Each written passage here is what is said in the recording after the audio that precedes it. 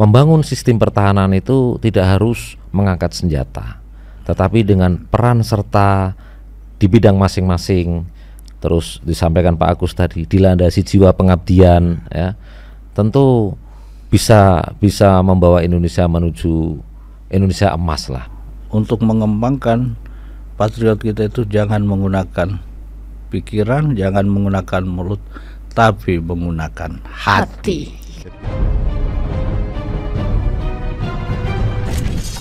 Halo sahabat podcast dimanapun berada, selamat datang di podcast Udayana. Pada kesempatan kali ini kita akan berbicara dan membahas terkait dengan nasionalisme, bela negara, dan juga berkaitan dengan moralitas, di mana degradasi moral tentunya akan menyebabkan krisis kesadaran bela negara bagi generasi muda saat ini.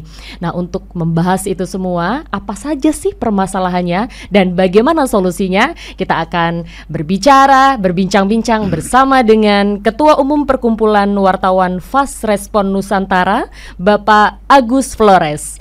Selamat sore Bapak Agus. Ya, selamat sore. Selamat datang di podcast Udayana Bapak. Ya, terima kasih.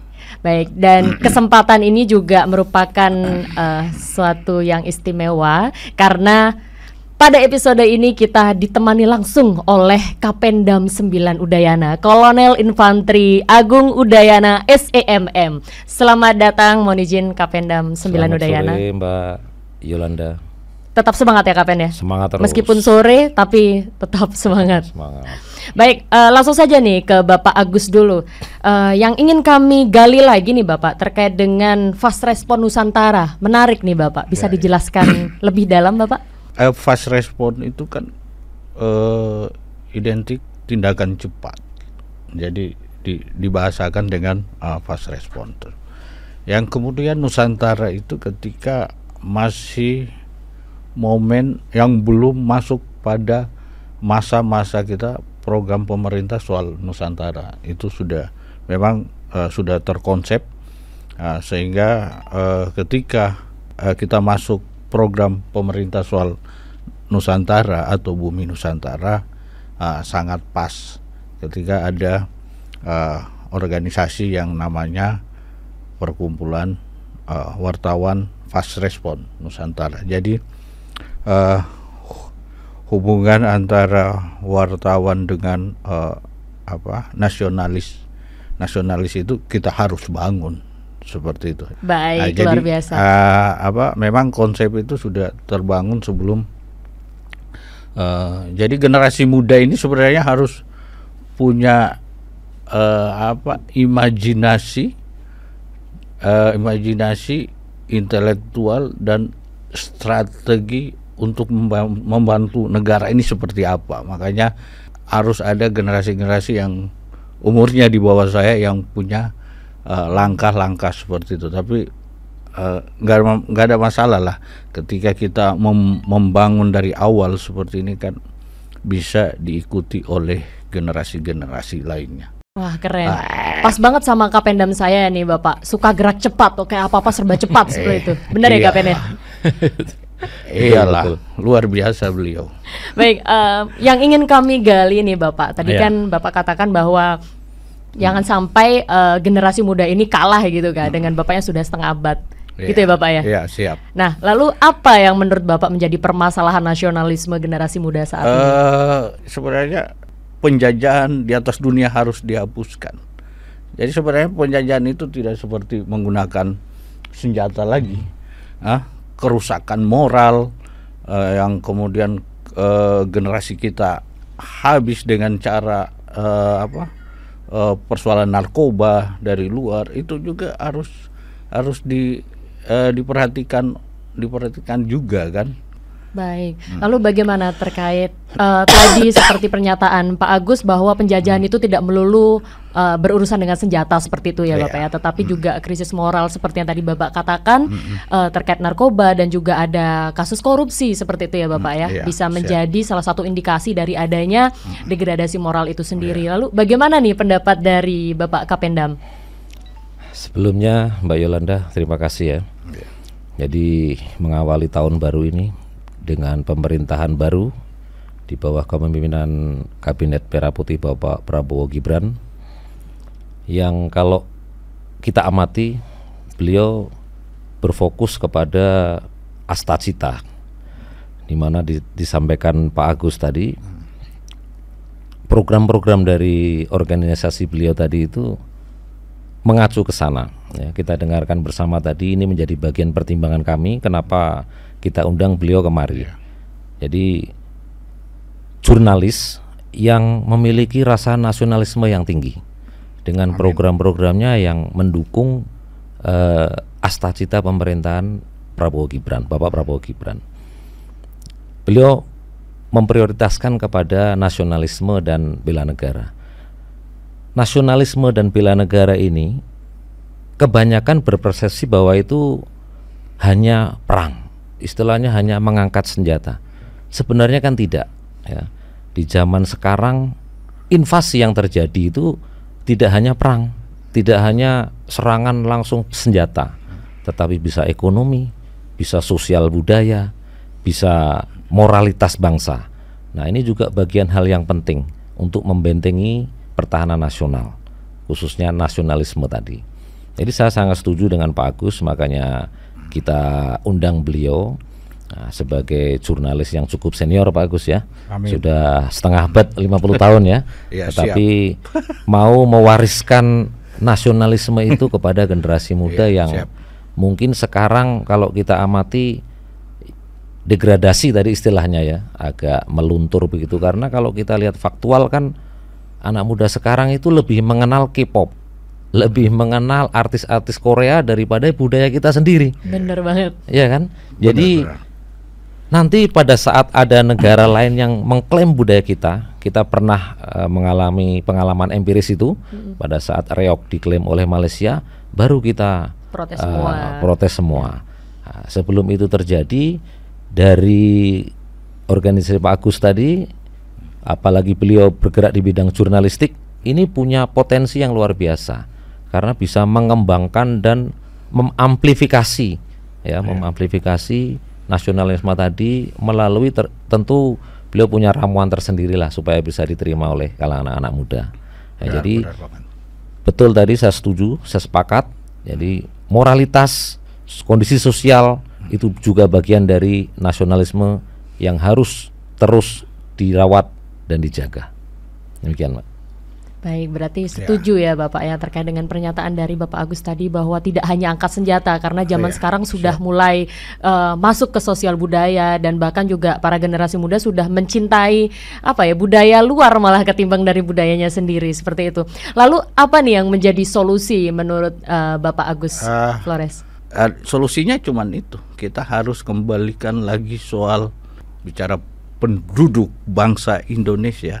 Itu harus wajib bela negara karena ada pasalnya mengatur itu, pasal 27 ayat 3 kan yang mengatur itu. Jadi kita harus mengikuti aturan yang seperti itu.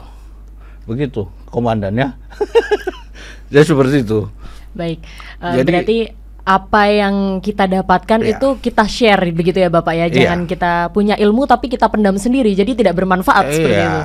Percuma kuliah tinggi tapi nggak kita aplikasikan, kita nggak sampaikan kepada masyarakat, karena menyampaikan ke masyarakat itu adalah ibadah. Jadi harus berkarya, menjalankan berprestasi, menjalankan itu aja.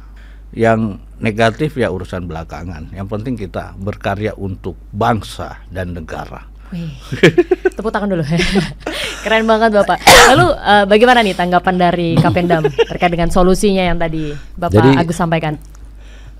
Mbak Yolanda ya, saya sedikit menjelaskan tentang sistem pertahanan Indonesia. Ya. Jadi Sishankam Rata itu kalau di militer istilahnya kan kemanunggalan TNI rakyat.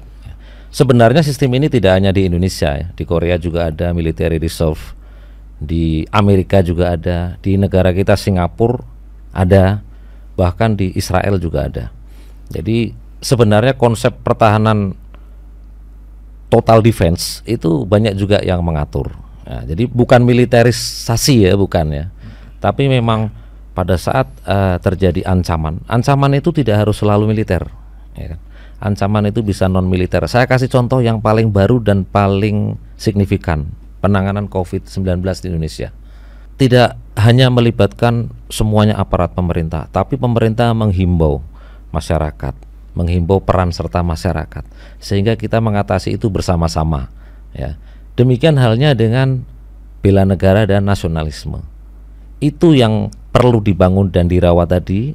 Nah, kebetulan Pak Agus adalah jurnalis, kemudian beliau adalah ketua organisasi jurnalis. Ada banyak Pak Agus ya? Ada berapa media yang di bawah Fast Respon tadi? 1.700 media. Ribuan media. Nah, seluruh Indonesia. begitu kita menyampaikan sesuatu tentang nasionalisme, artinya tidak harus militeristik ya, tidak. Tetapi bagaimana tadi beliau sampaikan, kita berilmu, tetapi ilmu harus membawa manfaat. Ya, jadi beliau sampaikan tadi juga ibadah tidak hanya berhubungan dengan Tuhan, tetapi ibadah berhubungan untuk kemanfaatan sesama manusia juga sangat penting. Yang tadi beliau mau bangun, potensinya luar biasa. Jurnalis yang memiliki jiwa nasionalisme yang tinggi. Nah, harapan kita beliau mau membantu kita sebagai penerangan Kodam yang juga bergerak di bidang jurnalistik. Beliau bisa mengamplifikasi itu, kemudian menyampaikan dengan gaya beliau yang mudah-mudahan relevan di masyarakat, sehingga kita bangun bersama bela negara itu, nasionalisme itu up to date, bukan militerisme. Saya tegaskan lagi. Tetapi ya, kita harus punya rasa memiliki terhadap bangsa ini, membangun bangsa ini bersama dengan ilmu yang kita dapat, dengan peran kita masing-masing. Kira-kira begitu Pak Agus ya. Siap. Ya, jadi kita juga penting, pengetahuan penting bagi kita semua bahwa bela negara ataupun terkait dengan tadi nasionalisme itu tidak berarti militeristik seperti itu ya Bapak Kapen ya, tetapi juga usaha-usaha kita seperti tadi penanganan COVID-19 berhasil kita pecahkan bersama-sama, akhirnya selesai masalah tersebut begitu. Jadi kita bersama rakyat bersatu seperti itu ya Bapak ya. Saya sedikit bertanya dalam hati sebenarnya. Jadi di tengah istilah bad news is a good news, tapi Pak Agus justru lebih fokus kepada good news is a good news. Ya, siap. Nah, ini kan manajemennya perlu bagus nih, sehingga bisa diterima masyarakat seperti disampaikan tadi bahwa media itu adalah jembatan. Nah, tapi kan jembatan itu harus enak sehingga bisa dilewati oleh masyarakat umum. Nah, ini yang harus kita gali lagi nih, bagaimana ramuannya itu kok bisa fast respon itu tetap eksis dengan good news is a good news. Wartawan ini kan nggak sesadis-sadis amat kalau kita dekati, kalau kita ajak komunikasi, kalau kita ajak ngopi-ngopi. Jadi sebenarnya nggak terlalu merobek kantong juga kan. Jadi ajak ngopi mereka, apa mereka punya ini, ya paling tidak kita memberikan informasi baik kepada mereka, itu lebih baik ketimbang kita mengacaukan negeri ini kan. Tapi saya sedikit berpesan kepada Pak Agus ya. Jadi dalam pemberitaan kita juga berharap faktual Pak. Ya kan. Tidak harus yang buruk dicitrakan menjadi baik. Tapi ya kita faktual. Apa yang baik itu yang dibesarkan. Itu yang disampaikan ke masyarakat dan patut dicontoh.